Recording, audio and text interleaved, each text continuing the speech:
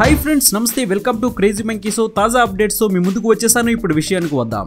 మంచి అమ్మాయిను పెళ్లి చేసుకోవాలని అందరూ కోరుకుంటారు। అయితే అందుకు కొన్ని లక్షణాలు వారు కలిగి ఉండాలి అని చెబుతున్నాయి మన పురాణాలు।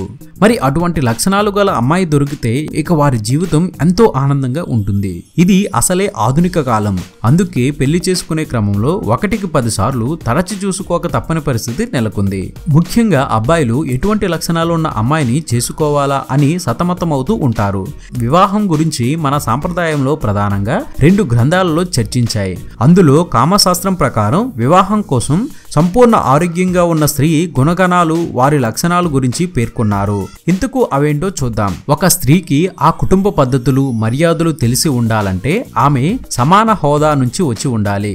ఆమె బాగా చదువుకొని ప్రాపంచిక జ్ఞానం తెలిసి ఉండాలి। ఆమె చదువు సమాజం సొంత కుటుంబ ఎదుగుదలకు తోడ్పాటు అందించాలి। తన మతంతో పాటు అన్ని మతాల పట్ల గౌరవం కలిగి ఆచార సాంప్రదాయాలను సక్రమంగా నిర్వర్తించగలగాలి।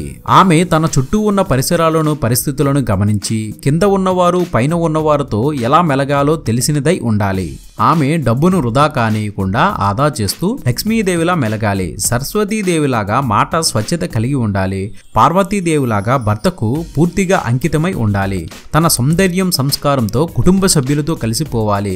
తన కుటుంబంలో ఆమె ఒక రాణిలా మెలిగి మంత్రిగా సలహాలిస్తూ ఉండాలి। ప్రేమ అనురాగాలతో భర్తను ఆకట్టుకోవడమే కాకుండా మంచి ప్రవర్తనతో కుటుంబ సభ్యులను ఆకట్టుకోగలగాలి।